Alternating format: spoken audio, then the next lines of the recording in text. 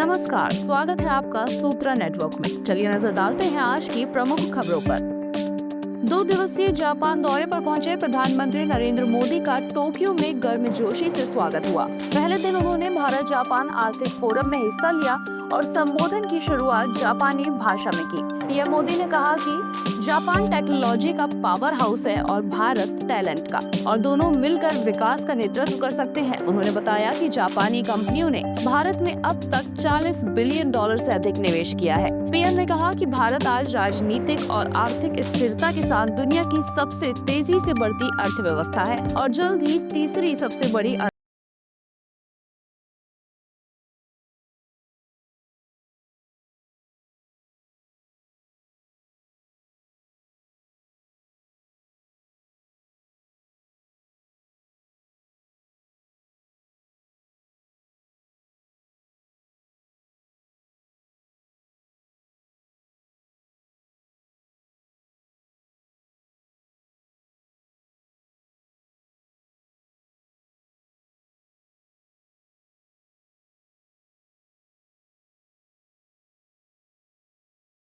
गुजरात से हुई थी।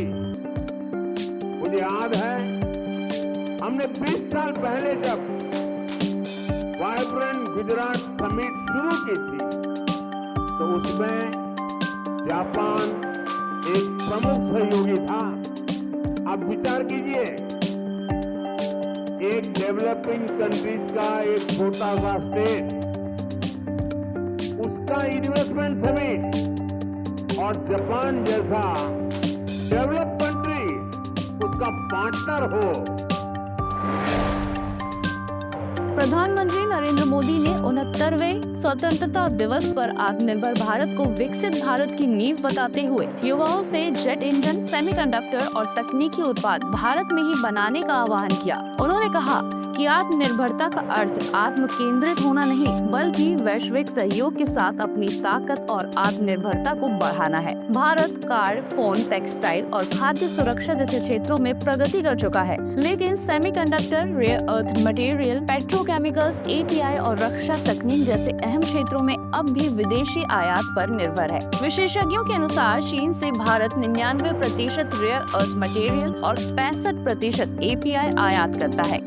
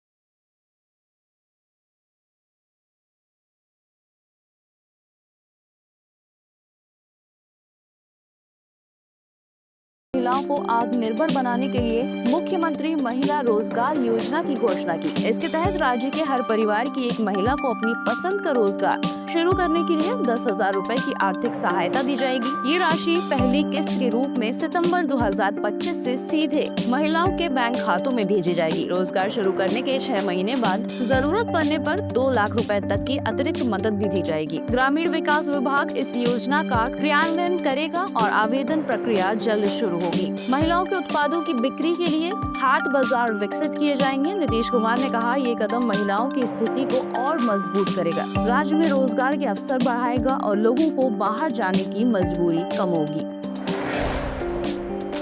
सिद्धार्थ मल्होत्रा और Janhvi Kapoor starrer romantic comedy Param Sundari शुक्रवार को सिनेमाघरों में रिलीज हो चुकी है। फिल्म को लेकर दर्शकों की प्रतिक्रियाएं सोशल मीडिया प्लेटफॉर्म एक्स पर आने लगी हैं। फिल्म देखकर कई यूजर्स ने इसे एंटरटेनिंग बताया और सिद्धार्थ जानवी की ऑन स्क्रीन केमिस्ट्री की तारीफ की। एक यूजर ने लिखा कि परम सुंदरी चेन्नई एक्सप्रेस की कॉपी नहीं बल्कि बिल्कुल अलग कहानी है। वहीं कुछ ने इसे सिर्फ औसत मूवी करार दिया। कहानी उत्तर भारत के परम यानी सिद्धार्थ मल्होत्रा और दक्षिण भारत की सुंदरी यानी जानवी कपूर के बीच पनपते प्यार के इर्द गिर्द घूमती है। फिल्म का निर्देशन तुषार जलोटा ने किया है, जबकि ये हल्की फुल्की रोमांटिक एंटरटेनर दर्शकों को दो अलग संस्कृतियों के मिलन की झलक दिखाती है। डायमंड लीग फाइनल 2025 में भारत के नीरज चोपड़ा 85.1 मीटर के आखिरी थ्रो के साथ रजत पदक जीत पाए। जर्मनी के जूलियन वेबर ने शानदार प्रदर्शन करते हुए 91.57 मीटर फेंका और गोल्ड मेडल अपने नाम किया। ये वेबर का अब तक का सर्वश्रेष्ठ थ्रो रहा। मैच की शुरुआत में नीरज 84 मीटर तक ही पहुंच पाए और 5वें राउंड तक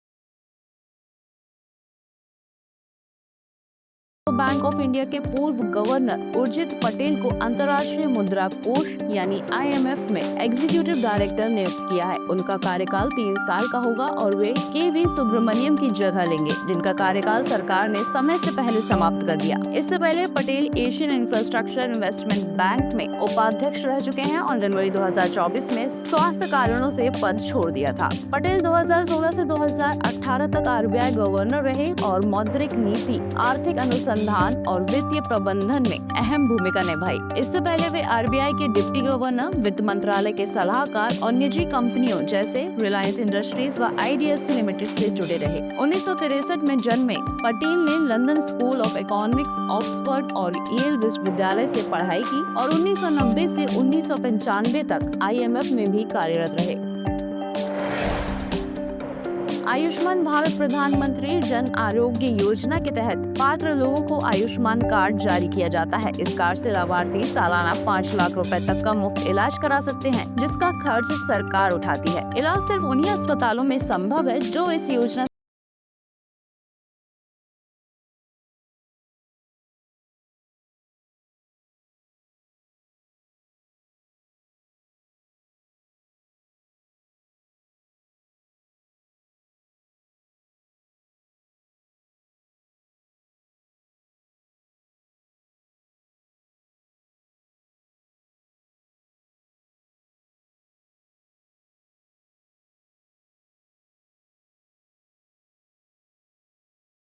AGM में GU ने टेक्नोलॉजी की दुनिया में बड़ा कदम उठाते हुए वॉइस असिस्टेंट रिया और वॉइस प्रिंट फीचर पेश किया। रिया के जरिए यूजर सिर्फ वॉइस कमांड देकर कंटेंट सर्च कर पाएंगे। ये फीचर तेज और आसान रिजल्ट देता है, जिससे डिजिटल एक्सपीरियंस और भी स्मूथ हो जाएगा।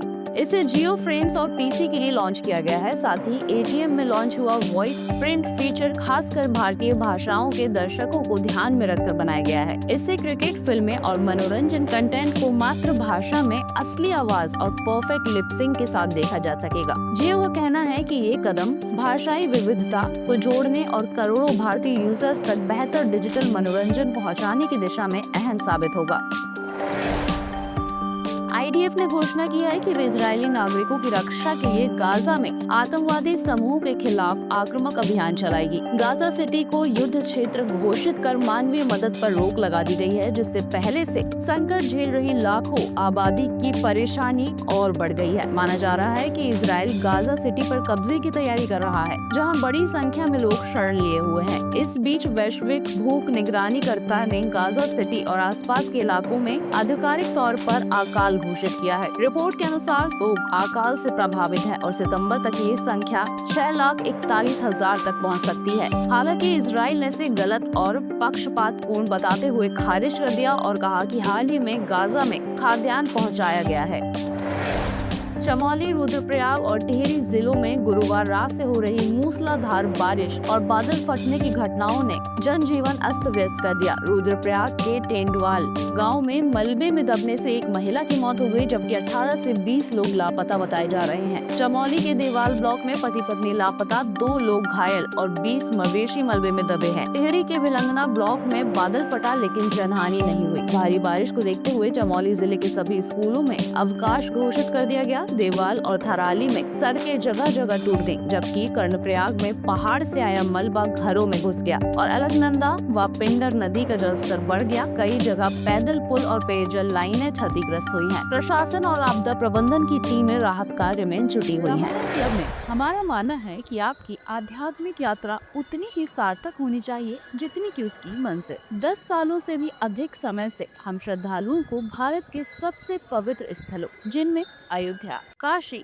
मथुरा शामिल हैं, इन सब से जोड़ते हैं। रामायण और अन्य प्राचीन ग्रंथों से प्रेरित हमारे विशेषज्ञ मार्गदर्शक एक प्रामाणिक और गहन संतुष्टिदायक अनुभव सुनिश्चित करते हैं। हमने 120 से अधिक गंतव्यों की 500 से अधिक तीर्थ यात्राओं में 15,000 से अधिक प्रसन्न श्रद्धालुओं का सफलतापूर्वक मार्गदर्शन किया है, जिससे आपकी यात्रा आरामदायक, किफायती और आध्यात्मिकता से भरपूर बने। हमारी तेज, विश्वसनीय और किफायती यात्राओं के साथ आपका एकमात्र ध्यान आपकी भक्ति पर है। रामायण क्लब को अपनी तीर्थ यात्रा को एक यादगार अनुभव बनाने का मौका दें। अधिक जानकारी के लिए हमारी वेबसाइट पर क्लिक करें।